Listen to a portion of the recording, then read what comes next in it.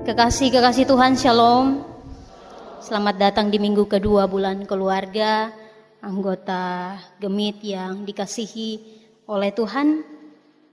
Kesetiaan itu mahal harganya, jangan diperjualbelikan. Tema yang mengantar kita untuk merenungkan kebenaran firman Tuhan berdasarkan Kitab Kejadian pasal 20 ayat 1 sampai ayatnya yang ke-18. Ada sebaik ucapan yang tidak sembarang diucapkan oleh orang, tapi sekali diucapkan bisa bikin banyak orang baper, tak beraturan, dan juga bisa bikin hati yang keras menjadi luluh lantak. Saya coba untuk mengucapkannya. Saya mengaku di hadapan Tuhan dan jemaatnya dengan tulus ikhlas, bahwa saya telah mengambil engkau sebagai suami atau istriku yang sah. Saya berjanji akan tetap setia mengasihimu dalam untung maupun malang. Saya tidak akan meninggalkan engkau, tetap memelihara, melayani dalam kelimpahan dan kemelaratan, dalam sehat maupun sakit, dalam baik maupun tidak, sebagaimana yang diperbuat oleh suami atau istri yang takut akan Tuhan. Selanjutnya, saya berjanji untuk tetap hidup suci denganmu dalam segala hal sampai ajal menjemput. Ini kalimat janji pernikahan yang ketika kita ikut pemberkatan nikah, kita dengarkan janji ini terucap. Orang kalau dengar janji ini terucap itu yang jomblo dong juga bisa ikut baper, seolah-olah dong sedang dengar ini kalimat. Sebuah kalimat yang momen tertentu dulu baru seseorang mengucapkannya. Tapi sebuah kalimat yang punya pengaruh besar untuk sebuah perjalanan kehidupan bertahun-tahun, bahkan sampai ajal menjemput. Kalimat bukan sembarang kalimat. Sebuah kalimat yang memberi pengaruh besar bagi kehidupan seseorang, entah kehidupan itu diarahkan kepada sesuatu yang baik atau mungkin sesuatu yang sia-sia. Tapi pada dasarnya kalimat ini, bait janji ini selalu punya tujuan baik untuk kehidupan rumah tangga seseorang. Bapak Ibu saudara-saudari, mungkin hari ini, pagi ini kita datang dengan suami dan istri kita. Ya, bersyukurlah bagi mereka yang datang tidak saja suami atau tidak saja istri, tapi ada suami dan istri. Terima kasih Bapak Roni sudah jemput Mama dan akhirnya bisa bergereja bersama-sama. Ya, Bapak Ibu kekasih Tuhan, saya ingin menanyakan kepada kita sebagai pasangan suami istri. Masih ingatkah pada janji yang pernah terucap berapa tahun yang lalu?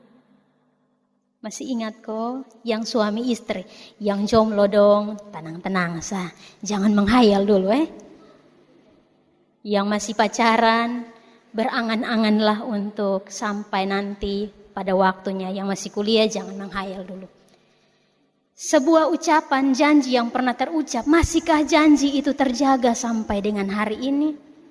Bahwa sampai maut memisahkan, baru akan segala sesuatu pengabdian, pelayanan, kasih dan cinta itu terhenti.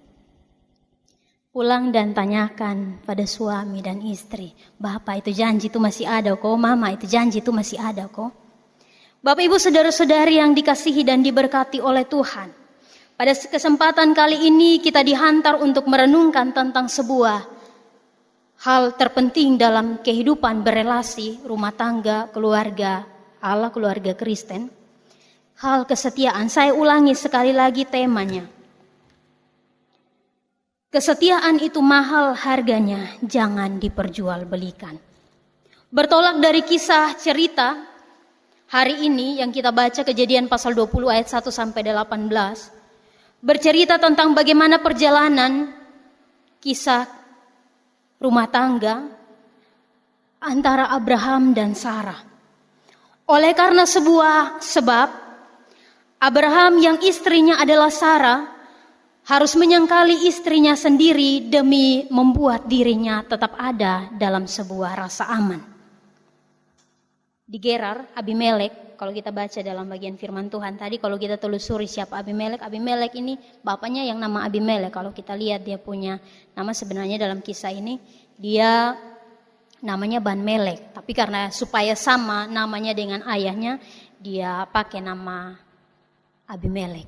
Dia seorang raja di Gerar. Sebagai seorang raja, kalau misalnya dia lihat seorang gadis, seorang perempuan dan dia suka, dia bisa untuk mengambilnya tanpa peduli itu orang pung atau son ada yang pung. Dia bisa saja ambil karena kekuasaannya. Dan hal ini membuat dia bisa saja mengambil apa yang adalah miliknya Abraham. Bisa saja dia bunuh Abraham supaya pada akhirnya Sarah menjadi janda dan dia bisa ambil Sarah. Makanya kenapa Abraham bilang, saya pikir di sini tidak ada orang yang takut Tuhan dan saya mungkin akan mati. Pada ayatnya yang ke-11. Dia takut kalau misalnya nantinya Abimelek menjadi orang yang benar-benar brutal, membunuh Abraham, supaya kemudian dia mendapatkan Sarah. Kondisi ini yang membuat Abraham pada akhirnya harus menyangkali istrinya supaya dia selamat dari hal-hal yang mungkin mengancam dirinya sebagai yang memiliki, sebagai yang punya si Sarah. Kita lalu bertanya dari apa yang terjadi pada Abraham dan Sarah. Apakah Abraham sempat berpikir kalau memang dengan dia menyangkali Sarah, memang pasti dia akan merasa aman karena dia selamat dari ancaman pembunuhan, mungkin nyawanya jadi taruhan. Tapi apakah dia pernah berpikir bagaimana perasaannya Sarah? Kalau misalnya dia bilang, oh itu saya punya saudara, jadi ambil saja. Sebuah malapetaka terjadi pada diri Sarah. Apakah Abraham sempat berpikir tentang hal demikian? Kita mungkin juga bisa membayangkan bagaimana perasaan atau rasanya menjadi Sarah, yang disangkali oleh orang yang dia cintai hanya untuk merasa nyaman dan bisa sesuka hati. Bagaimana posisinya Sarah? Tentu ini sebuah hal yang sangat dan cukup menyakitkan. Abraham dan Sarah, rumah tangga mereka terancam oleh karena kondisi dan keadaan yang terjadi pada saat itu di Gerar. Sebuah dilema yang besar, mengakui istri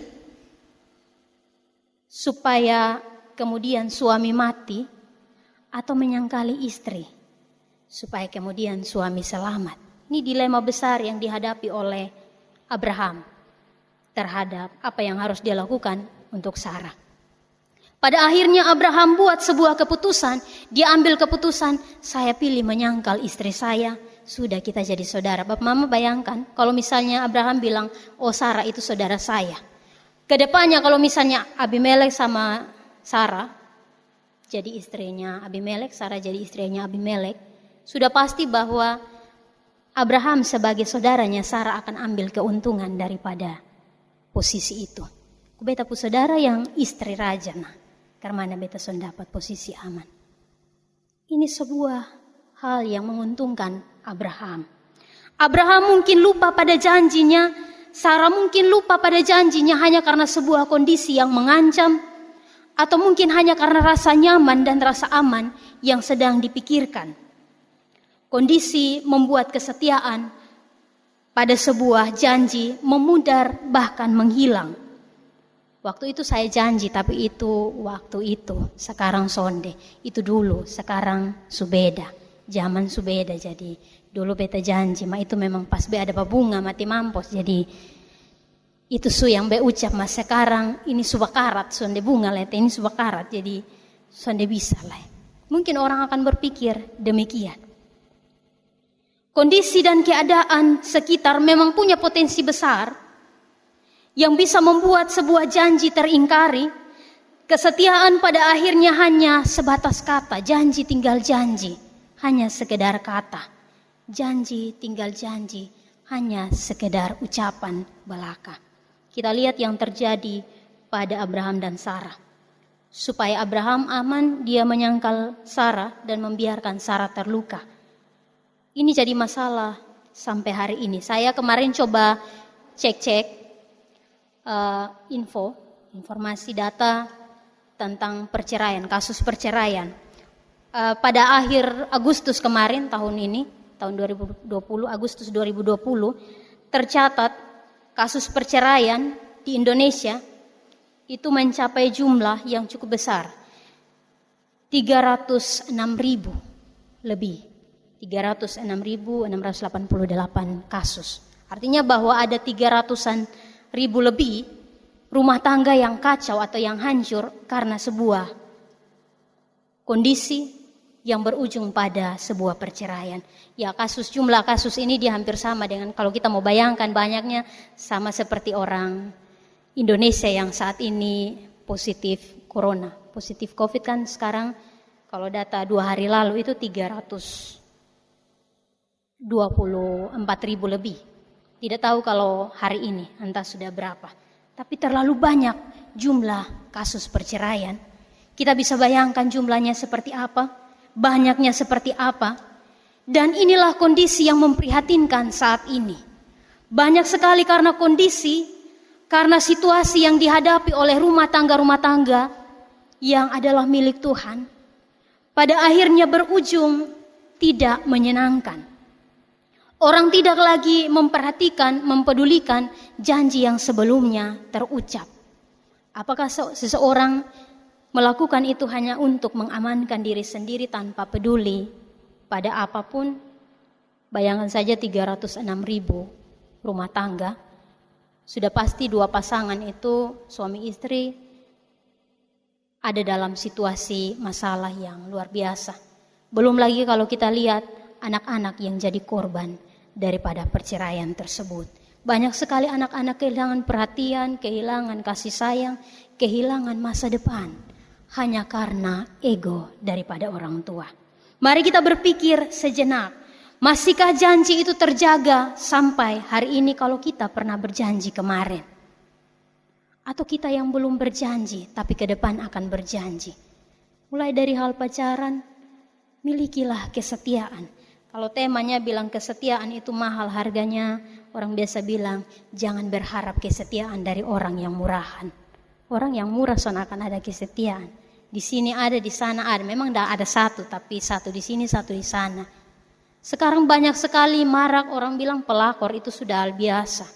Belum lagi kalau kita buka lagunya Dodi, beta seng paduli ale itu sapa mati.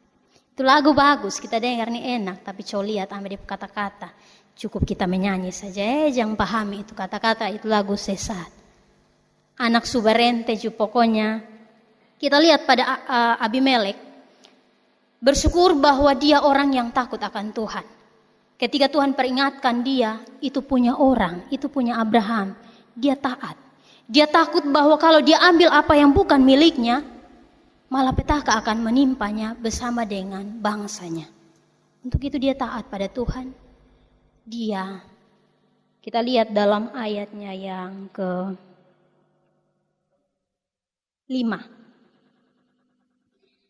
Jadi hal ini kulakukan dengan hati yang tulus dan dengan tangan yang suci. Abimelek tahu bahwa perasaannya ke Sarah itu tulus dan suci. Tapi dia tahu setulus-tulusnya dia, sesuci-sucinya hatinya, dia tahu bahwa itu orang pun. Jadi jangan ambil. Jangan karena bilang beta tulus, beta suci, jadi karmana kok. Kadang-kadang orang tidak peduli itu, hanya karena terbawa pada sebuah perasaan. Kekasih Tuhan.